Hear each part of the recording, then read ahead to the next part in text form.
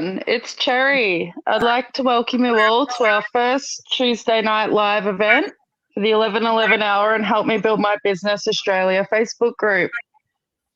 Firstly, I want to start out by giving Zoe Wood, she's a member of our Help Me Build My Business Australia Facebook group. I want to give her a shout out. As soon as we planned to do these Tuesday night lives and posted it, she'd reached out to us, donated her time, her skills to make it amazing and look really cool. So thank you so much, Zoe.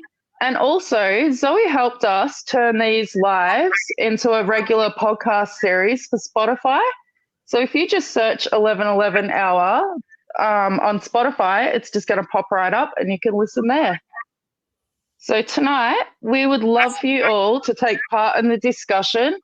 Comment, leave questions, tips, tricks, advice for Dayle. And we're going to pop them on the screen. Dale's going to see them and he'll be able to answer them during the live stream. So if everybody is ready, give me a thumbs up.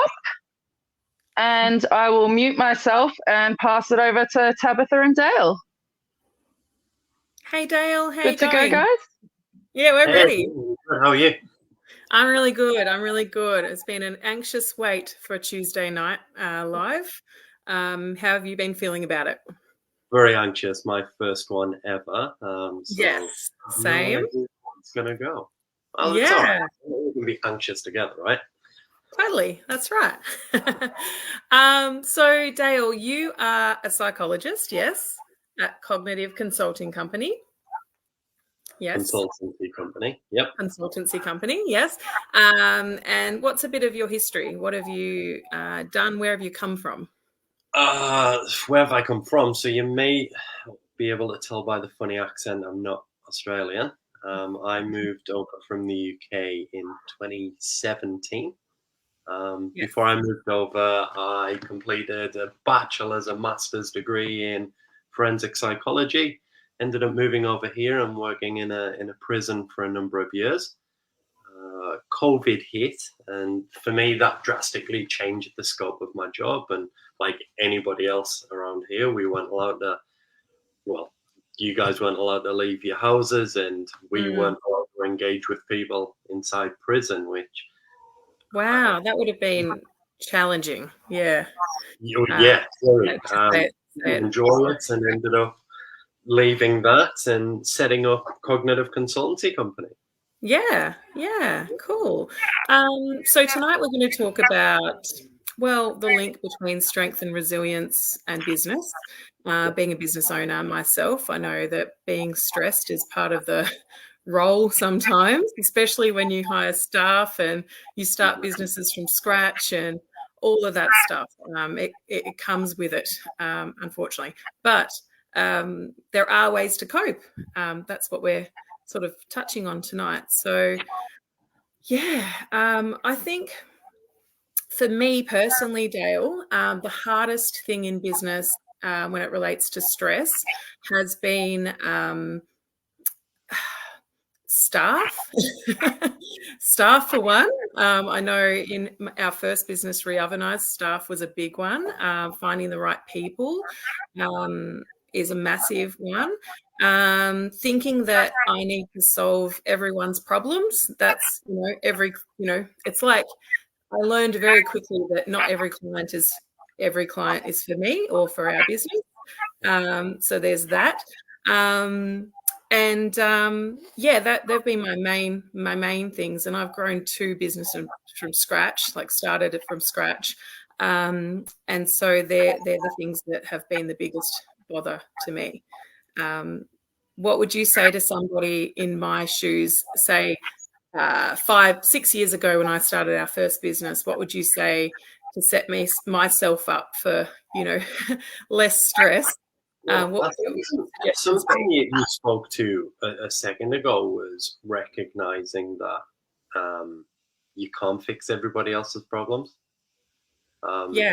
Actually, on your Facebook page a couple of days ago, Help Me Build My Business, I think it was, you shared a post of an iceberg. Yeah, that was on Your Freedom to Choose. Yeah, Oh, yeah, yeah, sorry, Your Freedom to Choose. yeah. That's a That disability is actually a organisation. picture with perhaps different words that I regularly use in a lot of my sessions, and I think it's a great diagram that illustrates. You can only see what's going on at the top Yeah, when with other people. absolutely. Yeah, Likewise, it's actually a diagram that I use in my trainings too. What you don't see, and this is the point, is you don't see everything that's going on under the water per se. yes. Um, Yeah, you don't see the late nights, the early mornings, the all-nighters. the Yeah, stress that the kids give, you don't see the family dynamics that's happening. yeah, and the stress on a family, it's big time when you're trying to build a business. Yeah, yeah, Huge. And I think you've really nailed it. You've answered your own question in essence, is you can't fix everything. true. And I suppose a strategy that people could use, and not just concerned with business, is, well, one, recognizing that, but two, perhaps writing things down that are causing a level of stress. Something I quite like to do, write everything down that's causing a level of stress, anxiety, whatever it may be. Cross out what you're not in control of. Mm. Yeah, yeah. With the things that you are in That's a control great of. little exercise. Yeah, Yeah. because there's a lot of things we're not in control of, isn't it? Dale, isn't there? Yeah, you're right. Yeah. Well, that's interesting. That's a good one. That's just one Yeah. strategy. Yeah, I like that. I like that a lot.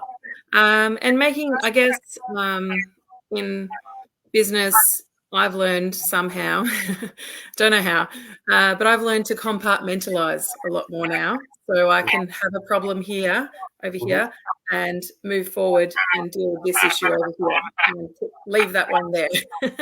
Well, I like yeah, that. to a healthy degree. What you don't want A to healthy do, degree. all of those things add up, and then what happens to how stressed you are? Yeah. Something in addition to that you could perhaps use is allowing yourself time to be stressed. Yeah. Like, I don't know about you, and I can really only speak for myself, but I know when I am experiencing a heightened level of stress, I become less productive in what I'm doing. Sure. Yeah. It's counterproductive to what I'm actually trying to achieve, not being more stressed. Yeah. Yeah, that makes sense. Yeah. Yeah. So, what would you say to somebody that is in the midst of like everything's kind of on their shoulders right now? Would you suggest something like that, journaling or writing down and kind of eliminating things that are not in your control? Is there anything else that you would suggest?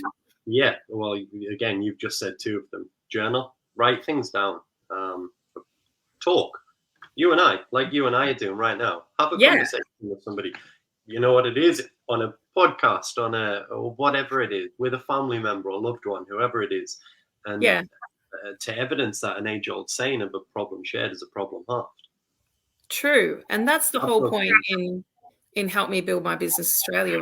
When that was, we've got a comment, Leanne. Love that, Dayle. Permission to feel stress.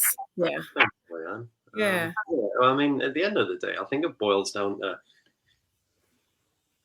beyond a title, beyond what you do for work. If you draw everything back to its purest form, you're a person, right? I don't care who you are. Well, I do care, but it's irrelevant. Mm-hmm. And because of that, you're going to fail.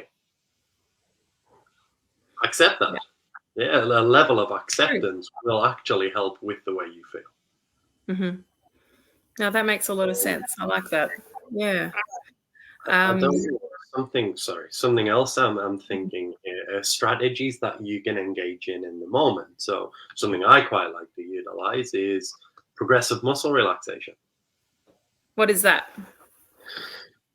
Progressive muscle relaxation is where you gradually tense tense, not to the point of strain though, different or all the parts of your body, one after the other, and release. Yeah. What that does is it brings all of this tension that you have and let go. If we have time, and if you'd like to, at the end of the session, perhaps after the questions, I actually have a script on my computer. I've happily Oh, cool. read that out if people want to engage in a progressive muscle relaxation exercise. Yeah, that sounds good. Yeah. And I think touching what you said before about talking things out, sometimes family and friends don't understand on the same level as somebody that's in a similar position as you. And that's the point of groups like Help Me Build My Business Australia, or other groups that are on Facebook or in your local area. Making connections with people that understand a bit more deeply. Like, for example, if you have a service-based business, like I have 2 service-based businesses, those businesses have a lot of staff. And so it's helpful for me to have friends in the same industries who have staff as well, or, have the same sort of structure to their business. I find that helpful because you do truly know that they understand. They're there with you. They're actually experiencing the same stuff. It's relatability, right? Yeah. And if you can talk to somebody that you know and understand to have or be currently facing the same issues that you're facing, sharing those ideas, sharing those stresses, one, you're talking about it. So go back to that saying we spoke to before, problem shared is a problem half. But then beyond that, you can strategize amongst yourselves. If they're in the same industry, the same business, whatever it looks like, there's a great chance that they've encountered what it is you're encountering. Yeah. Why not speak to that somebody that's been there, done that, and won the t-shirt? Yeah. No, you're right. Absolutely. I guess that's the point in like networking and involving yourself, feeling like you're part of a community, things like that. Exactly. Yeah. Well, take your pages as the Help Me Build My Business. How often do you see people commenting or talking to an issue that they're facing within that group? And they, every single time, they, including me, are inundated with help and support. Yeah. And it's a beautiful thing to see. People coming together who don't know each other from Adam yet. You know what it is? Here's something I've experienced. You may find this useful. Yeah, 100%. That's the best part about the group. I find that it is very welcoming, and people get in to help each other when it's needed. It's a really good thing. Again, it's that sense of community, right? Yeah, exactly. Yeah. So another thing that I hear a lot from my business partner, Nicole, is that she doesn't function well without going for a walk each day. It's a big thing for her. That's, her natural stress reliever. I'd love to hear from people in the audience, what they find helpful. It'd be really interesting. Music is something for me. I like listening to music, especially when I work. But yeah, like what's something for you personally that you find helpful? Like a practice that you do every day to it could be just like a coffee. Maybe not every day. But I love to play pickleball. Oh yes, I do know about your pickleball. We've had a meetup and we've talked a lot about pickleball. I now know what pickleball is. For anybody that knows me, we'll be having a giggle at that as well. Yeah, it's a cool thing to talk about. But as far as what it sounds like you're talking to here, Tabitha, are resilience building strategies, and I think Leanne's just commented there. Meditation has helped me, and that is absolutely wonderful. And whatever your answer is, it's right. Yeah. Because if you're able to identify what helps you with stress, what helps you with anxiety, what helps you with whatever, that's perfect because it works for you. Yes, absolutely. Outside of pickleball, something I have really always tried to do is leave my emails on 0 at the end of the day. I get a real sense of satisfaction from not seeing any number associated with my email account. I wish I had that. embedded in me.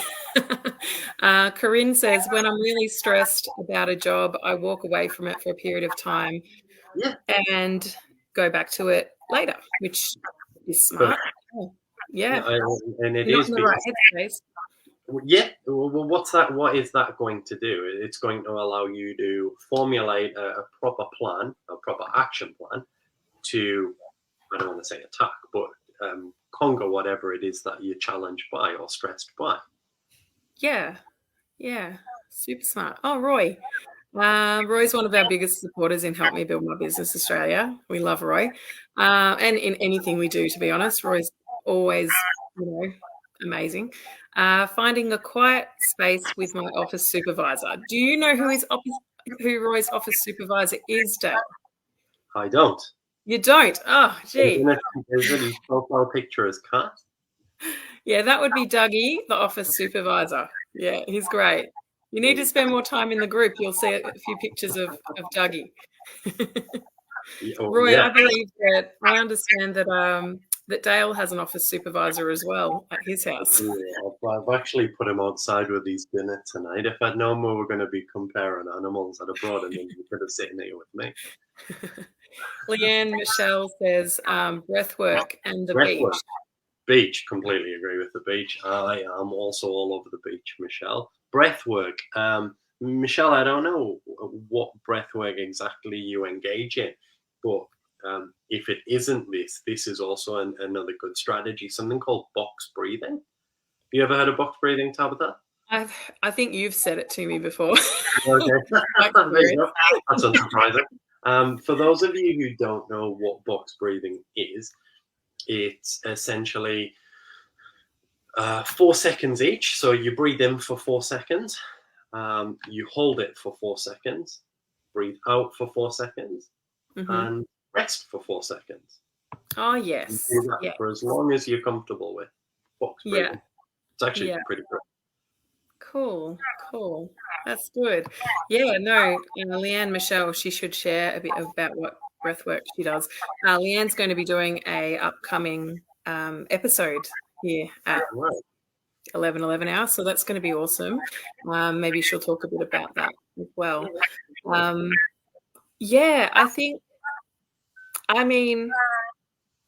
How do you, if you were going to, I'm going to go back to the first sort of question that I asked you. I don't set questions tonight. This is just me just saying what I think at the time. I said to you, how would you set somebody up for a new business owner? What would you say to them with relation to how they should manage their stress? How would you say to manage your resilience or build resilience? How would you use? Well, I think something that is fairly important to talk about is realistic expectations. It's going to be difficult. Yeah. And I think moving on from that and linking it with the resilience building strategies, and I'll ask you and the audience, I suppose, what is the first thing people typically do when they're experiencing a heightened level of stress, a heightened level of anxiety? Well, for me, I get really, I say the wrong things.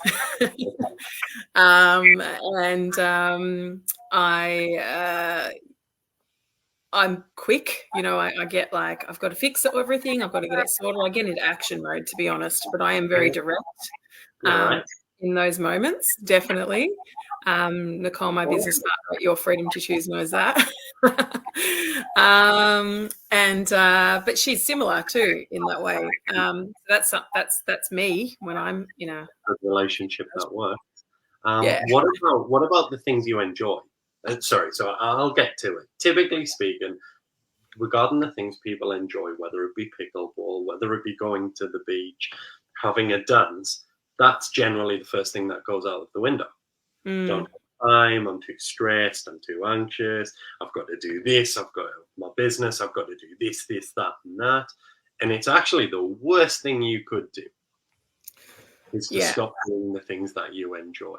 So if I were to give somebody that piece of advice, well, it would be those two pieces of advice, actually. One, it is going to be difficult. And I think anticipating that it's going to be difficult will set you up better than it would if you thought this was going to be easy.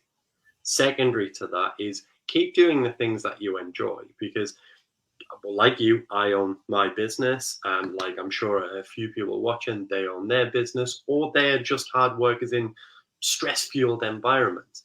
Keep doing the things that you enjoy. I don't care what it is. Like I said, could be going to the beach, going for the dance, playing pickleball, taking time out and going for a walk where possible, as Amanda said. Yeah. It's great stuff. Mindful walking. A couple of people have mentioned walking now, but go for a mindful walk. Yeah, I actually went down, I was in Newtown, and I went down to the water there, and I saw people running, bike riding, rowing past, all this exciting stuff. And I thought to myself, I thought that, isn't it amazing? These people are actually being mindful with what they're doing. You know, they're like making time for themselves. But it's very easy as a parent or as a business owner to ignore that part of yourself because people need you. I thought that I don't know, it just came to me yesterday when I was down there. It made me think, what am I doing for myself every day or every week? What do you do for yourself? What do I do? Oh, this is a tricky one. See, I'm guilty of being one of those workaholics who just keep on going, right? But I do love to write, and I found a love for painting. I don't do it enough. I find my hairdresser Stacey, right? She's really awesome. She's a good friend of mine also. I make an appointment with her, and I make sure, because I'll always keep an appointment, right? So I'm not even a hair person, but I make it a point that every 8 weeks I go see Stacey. It's very important to me. I can't break it, you know? So I think for someone like me that's easy to let go of her writing and her art, it's important for me to put structure into my self-care. Yeah, that's what I found. Oh, Roy, when my stress is elevated, my anxiety follows. The worst part is feeling I am not in control and fear unforeseen events occurring.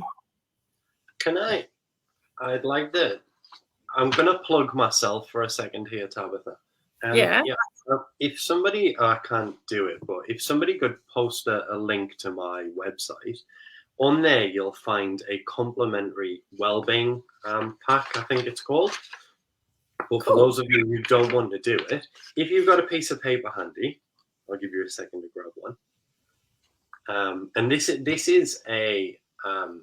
not a strategy, an activity that I like to do in some of my sessions. Yeah. And I think it's gonna help Roy and perhaps others. Yeah. Get a piece of paper and fold it in half. I got a piece of paper. About a third of the size of the paper, I want you to draw a triangle, like so. Okay. Yep. At the top point of the triangle, I want you to write thoughts. At the bottom right, I'd like you to write feelings. And then the bottom left, I'd like you to write behavior. So it should look something like that. Right. Yep. I want you to then do exactly the same underneath on the bottom half of the paper. Mm-hmm. Roy, what I'm going to do here is I'm going to explain why your feelings, your heightened levels of stress and whatnot lead to feeling anxious. And I say you, but what I actually mean is anybody. And by anybody, I mean anytime you feel something, it's because you've thought something before that. Could be an automatic thought, might not be. That's okay. Anyways, going back to the paper, should look something like that. Yeah, perfect. That's my website. Thanks, 1111 hour. Then what I'd like you to do is write situation at above the triangle. Can you see that? Situation. Yeah. Write down whatever the situation is that's making you feel anxious, whatever it is. What might it be? Tabitha, would you care to engage in this? And it can be a live demonstration of. Yeah, I was going to, and then I was like, I don't have a pen. No, you don't need to. You tell me. And what I can maybe do is after the session, I can take a picture of what we've done within the live session and show the people who are watching exactly what it is we're talking to. Okay, yeah. So what causes you a level of stress or anxiety? Oh, gee. Well, I have an issue at the moment. My daughter is having trouble going to school. That's caused me a lot of stress. Daughter going to school? And she's only just gone back to school. So she's had a period of time of being homeschooled. So that's been a challenge. Okay. What thoughts are you having surrounding that? Sorry? What thoughts are you having surrounding that? That I'd like her to have the same opportunities as other kids because my daughter has a disability. She has autism. I'd like her to have more opportunity to attend a mainstream school as opposed to being homeschooled because she doesn't fit in a classroom environment, so to speak.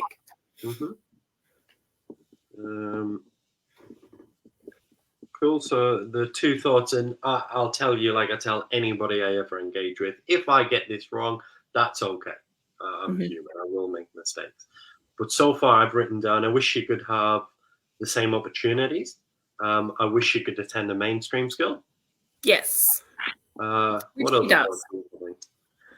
Well, she's had some bullying, so I would like her not to have any bullying when she's at school. That would be awesome, actually.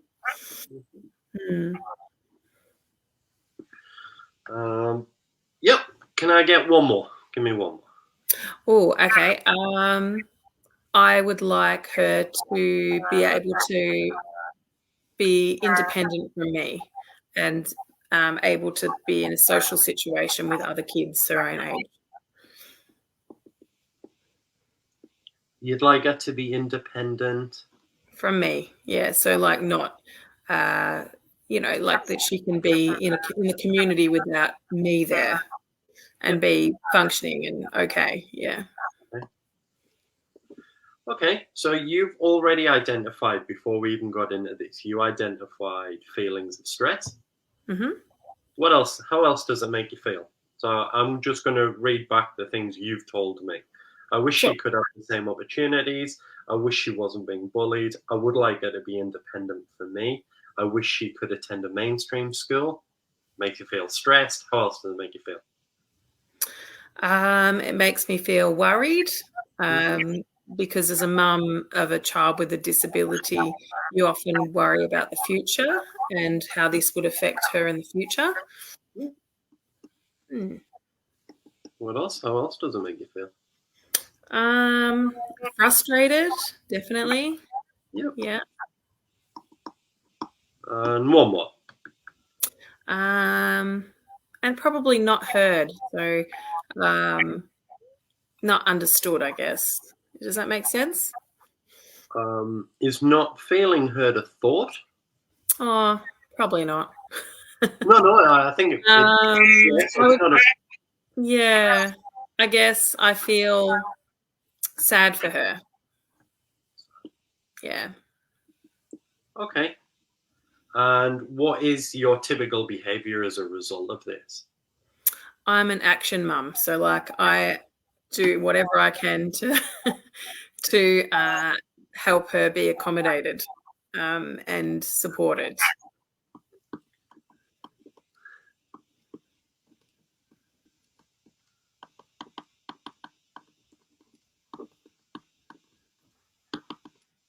Be supported. Okay. Yeah. So far we've got feeling stressed, worried, frustrated, and sad for her. And the subsequent behavior of this is I'll do whatever it takes for her to be supported. which is really, really interesting because generally speaking, whenever I normally do this, the behavior in this part is typically seen as a negative. In this case, I think it demonstrates that you're an absolutely loving mom. And there's absolutely no negatives about that. I think not even concerns, but if we go to your feelings, what we can see is if we were to look at a Likert scale, if you like, it perhaps falls on the lower end of that. And it's not ideal to feel stressed, worried and frustrated and sad for your daughter. So in regards to your daughter going to school, all I'm going to ask you to do here is challenge the way you're thinking. Like, what are some alternative ways you could go about this situation? So instead of, I wish you could attend a mainstream school, what's an alternative to that? There's none, unfortunately, because her IQ is too high. The only alternative is to homeschool, really. Yeah. Okay. But could an alternative be that it's okay she doesn't attend a mainstream school? I guess, yeah, that's true. And I also feel that it's okay that we do things the way we are right now, which is kind of she goes part-time or some days a week, maybe 2 or 3 days a week. That works for now. But, it would be nice if she was able to grow from that eventually. Yeah, eventually. That's later down the line, right? Yeah, yeah. Okay. Keep going, keep rolling with that line of thoughts, though. It's okay. The way we're doing things right now is fine. Yeah. It's not causing anyone any problems. It's just, it's like you can't. She'll never fit perfectly at school, and that's okay. That's something that I'm learning. Yeah. And school will never fit her perfectly. That's the thing. Be flipping it around and going, hey, like. And you're nailing it. You're absolutely nailing it. It is fine. Yeah. Yeah. Okay. What I'm going to do rather is I'm going to read these new thoughts you've identified. And I'd just like you to tell me how they would likely make you feel. First one. It's okay she doesn't go to mainstream school. It's fine. We've still got plenty of time later down the track to look and address that if we need to. Yeah. Things aren't causing any issues. The way we do things right now is fine. It is okay. And it's okay that school doesn't fit her. It's not that she doesn't fit the school. School just doesn't suit her. Absolutely. Yeah. How would that make you feel? That makes me feel relieved, and I think that that's a really cool exercise. I love that. I love it. 2 more feelings from you. Sorry? Can I get 2 more feelings from you? Oh, what do you want to know about school and her not? Yeah, if you're feeling relieved, what else are you feeling? Oh, okay. I'm feeling like, happier about that, and more content with our decisions. Perfect. Yeah. At the end of the activity, it should look something like that. And I'm only going to take a picture and post this if you are okay with that. Definitely. Such a clear issue. What did I ask you to do? I mean, apart from literally everything, what was the only one thing I asked you to change? It's like just to change the perspective, I guess. Change your way you're thinking about it. It's exactly That's it. And it doesn't matter whether it's talking about your daughter going to school. It doesn't matter if it's whatever it is. The way, if you ever experience any feeling, I'm telling you now, it has always stemmed from the way you're thinking about it. That makes so much sense. I wonder if other people can relate to that. If you do, just let us know, because I know in business and in just personal life. That's it. This can be attributed to business. It can be attributed to personal, whatever it is you do. Yeah. I also apologise. That might have took up a bit more time than I originally anticipated. No, we've got plenty of time. We've got another, a little bit more time. We were going to do an hour. That's our thing, the 11-11 hour. Only talks for an hour. So I guess the next thing that we were going to kind of talk about was maintaining a healthy work-life balance. Now, we kind of have touched on that, keeping some of the things that we enjoy in our schedule when we start a business or when we're like keeping that as a constant. But I think also consistency is another issue that we all face. I personally am terrible at consistency when it comes to that sort of stuff. Oh, Marcus has popped a question up. Nailed it. That's exactly what it is, Marcus. Who doesn't love a bit of CV? Great. Yeah. Have you met Marcus? I think you have met Marcus. Yeah. Yeah, cool. Yeah. Marcus is an awesome counsellor. Leanne. There's always a shadow. And there's a shadow. And there's shadow. There is no shadow without light, is there? Yeah. I like that a lot. That's beautiful. That's perfect. Perfectly explained. Questioning and challenging our thoughts is powerful, Marcus says. Yeah, it is. I've never done that before, and that's a really cool exercise, especially when it's a big issue that you've got that you're finding hard to even like concentrate on. To put it down on paper like that, that's smart. Yeah. Well, and I think whilst it's a great activity, it perhaps also acts as a distraction strategy too. Yeah, yeah. It requires you to actively think about the way you're thinking and actively thinking about the way you're feeling, actively thinking about the way you're behaving. And as a result of that, if they don't align with the way you're wanting to think, feel, or behave, you're very likely going to do something about it. It makes a lot of sense.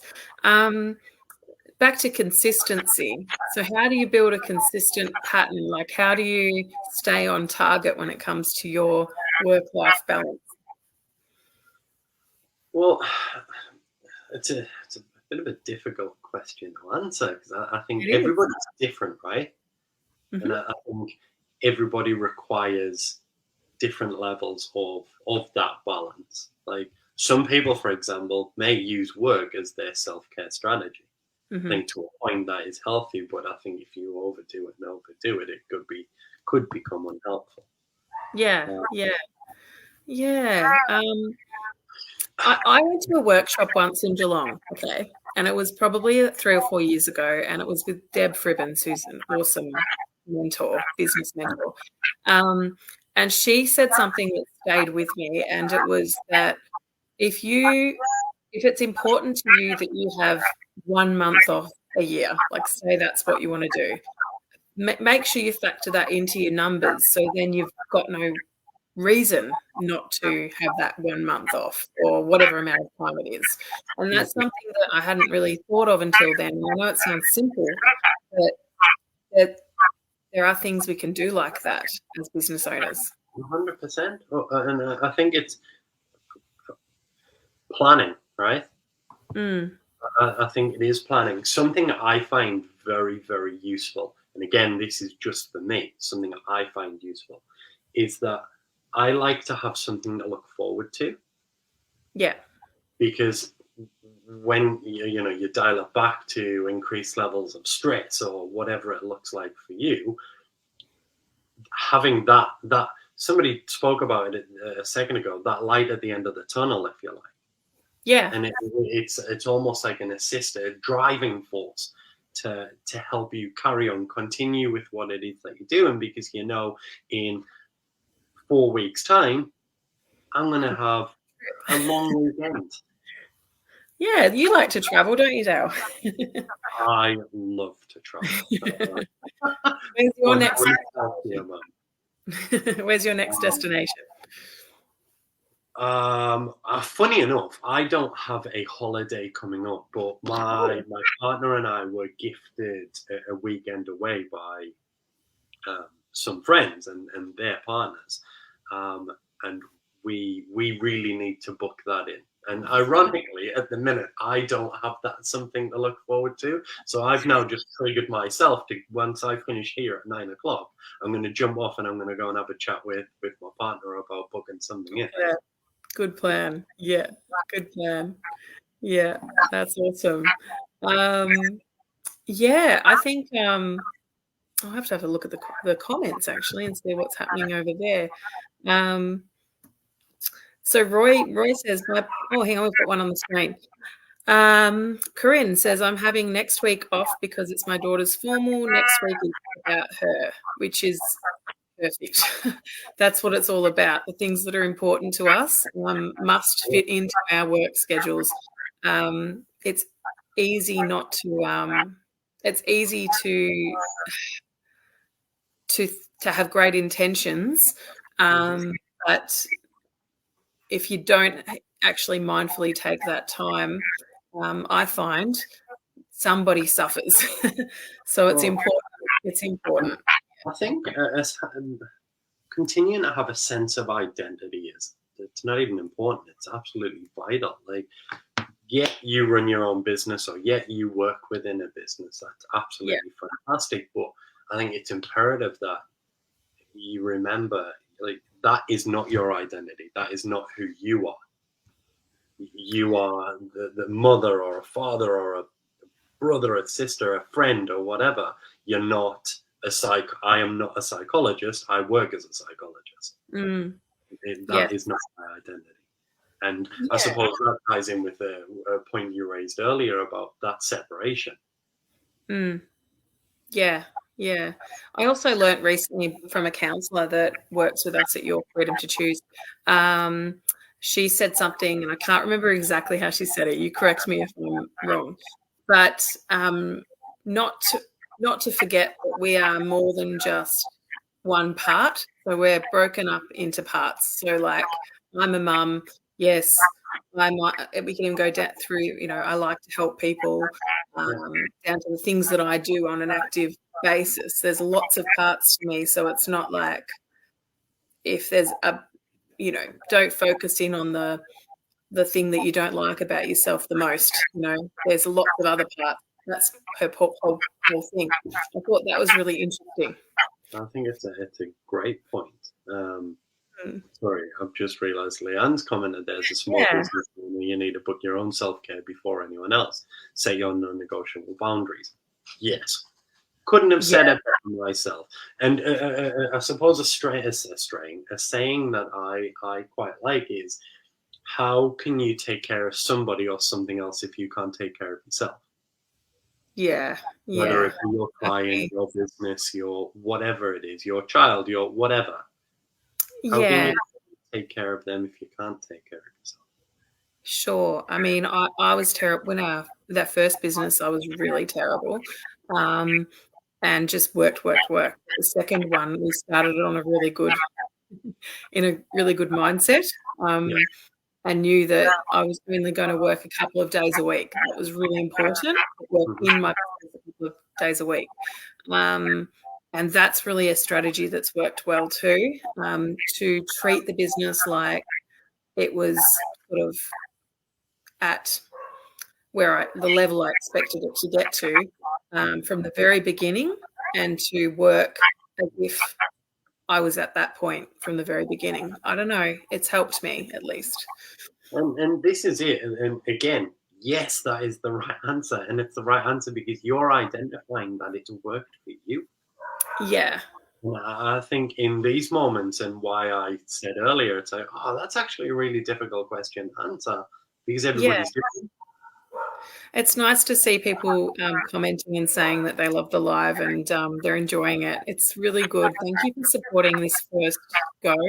Like, we're not experts.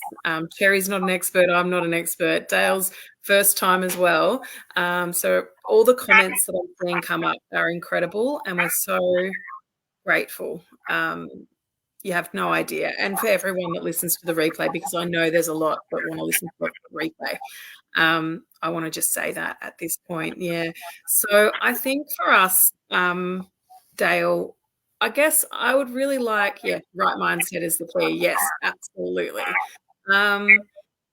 you don't actually for me, I've learned you don't actually have to work like a machine. You've just got to work smart and be quite targeted in your approach. I don't know if that helps people, but I found that that's the difference between our first business and second business. Both very successful, both amazing, but I got very sick building the first business. So I had a pulmonary embolism, which was a big deal. So that taught me that I was working a little bit too hard. But yeah, Roy, financial security goes a long way to setting a foundation for change. Financial insecurity magnifies most issues needing to be resolved. What's your thought on this? What do you think, Dayle? I'll let you take that one. What do you think? So I think you're right. I think he's right. Financial insecurity magnifies most issues needing to be resolved. Yeah, I think he's trying to. What we're saying is,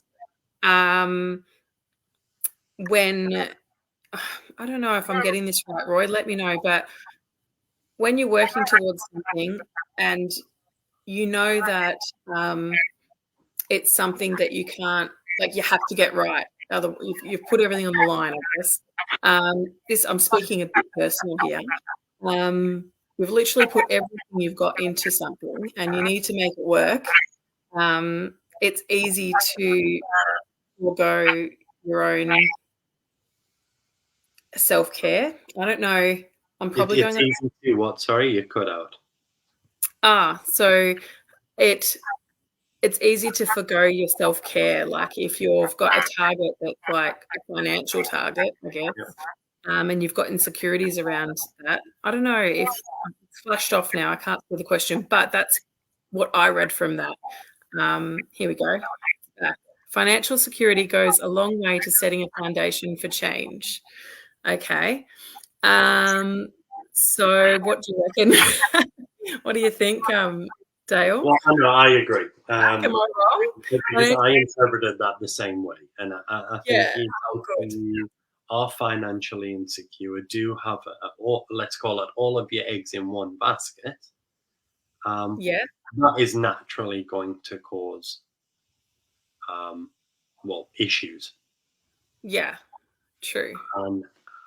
Again, if we are talking about financial insecurity having an adverse effect on the way you're feeling. Roy's actually helped us out here. If you feel secure, decision-making comes a lot easier. That is true. Roy. I feel like both of us were maybe somewhat mumbling our way through that, and you've just cleared that up an absolute dream. Perfectly. Yeah. Yeah, decision-making is a lot easier when somebody feels secure, whether that's concerned with finances or anything. Yeah. Because you can make some pretty poor decisions when you're under pressure and you're feeling insecure about something or you're a little out of control. No, absolutely. And I think it's perhaps in those moments, or maybe even before those moments, utilizing some of the strategies that have been commented in your chats earlier, so important. It's imperative. Yeah. Going for that walk, taking that time out. Forgive me. So important. I don't do enough of it. But this is encouraging me. So it's a really good discussion. So I appreciate your time, Dayle. We've got 10 minutes to go. I really wanted to find out a bit about what you've got going on with your program and who it helps and what it is. Yeah. So if it's okay, I'll talk rather to the business than only the program.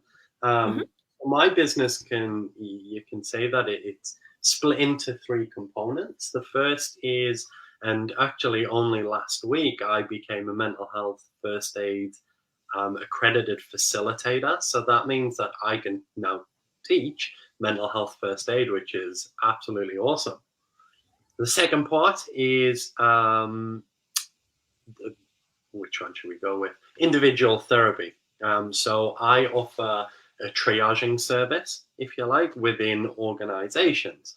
So that was actually developed on the back of a number of programs that I have also developed, which I deliver again in organizations. Now, these programs are for people experiencing levels of stress, anxiety, low mood, loneliness, and you, Tabitha, have been an absolute gem in helping me develop some brochures for them. Yeah, that was good. Yeah, no, and I appreciate you so much. I do not have a creative bone in my body, so having somebody like you is absolutely brilliant. Yeah, we met at the Geelong Small Business Network online meetup and connected there, and then we just help each other, don't we? Yeah, and a quick shout out to Matthew. Thank you to him for introducing us, because if it wasn't for him, we likely wouldn't be here. Exactly. That online meetup was the reason why we got to connect, and we've been able to spend a couple of coffee meetups together and learn a bit more about each other and what we do and how we can support our clients. I run a disability organisation, Your Freedom to Choose. You run your thing and your programs. So it's been really awesome. Yeah. So these programs, there's 4 of them for Well at Work, developed for organizations and specifically teams that are experiencing heightened levels of stress within their organization. I have another for specifically for NDIS participants. I have another for carers carers of NDIS participants, which, to my knowledge, I don't think there is much, if any, support out there for the carers of participants, which is it's sad, because it's them people that we've just identified this, experience heightened levels of stress across the span. Right. It would be difficult. I won't sit here and pretend I know how it feels, because I absolutely don't. But from the stories that I've heard and from what I do understand, it will be difficult, and you deserve that support. And if I can just be a drop in the ocean for that support, I'm happy to be that drop. Yeah, you're right. You're right. Roy says time for a Zoom meeting and coffee. I reckon we can do that. You haven't met Roy? He's awesome. No, I haven't. I've heard so much about you, Roy. I haven't met you, though. And then lastly, my last program is for support workers. So again, people who are employed to support participants, because, well, I suppose the saying that I like to use is supporters need supporting too, right? It doesn't matter who you are, but programs that I've developed. Yeah, well, you've actually, the carers are. It's alarming how little support there are for carers, or education around this, and support workers as well. So you've really zeroed into 2 different categories there that really do need support. And these strategies that you teach. So I think that they're going to be great. So hopefully you get a lot of carers and support workers. Hopefully, and if anybody does have any questions at all, I welcome you to reach out to me at any point, and I will do my best to answer any questions you may have. Sorry. Part 2 with Dayle in the future question mark caught my attention. I was like, oh my God, just let me get over this one first. We'll give you a week. How about online? Is this a program that you can run online? Because we have people. So at the moment it isn't, but I have had a lot of conversations with you. And I've just today actually had a conversation with somebody else about making this training into an online training. So for me, it's about accessibility, the accessibility of support. And if me getting it online means I'm going to... We have a message from Jade that just flashed off. I'm sorry to jump in. We've got Jade She's a support worker, and she's going to check out your website. So that's Yeah, good. it's fun. Jade, if you've got any questions, again, shoot me an email, call me, text me, send a pigeon, whatever you like. If I can help you, I absolutely will. Yeah, but there are a lot of, you do need to tap into the online, because there are a lot of people working as support workers, and so many, obviously, carers around the country who could benefit. And I suppose it comes to capacity, doesn't it? The capacity to be able to go and attend, in my case, a 2 to 3 hour workshop. Not everybody can do that because they have all of these other stresses going on in their life. And as I was saying, if I can just help anybody, I will always do that. Yeah, that's right. Great. Okay, well, thank you for coming on. I'm so happy that you chose to do it, and you actually put your hand up first as number one, which was awesome. And yeah, I think tonight's been really successful. All the comments, so many comments. Oh my goodness, I'm just so grateful for everyone who has commented and who has just stayed for the hour. We're so grateful. You're too kind. Yeah. And yeah, everyone that's saying thanks, and everyone that's saying, I know there's a comment here from Anthea saying, wonderful to hear about support for carers. You are correct. Although NDIS increased supports for participants, carer supports dwindled and got forgotten. So there is a big hole in the system for carers. That's true. Yeah.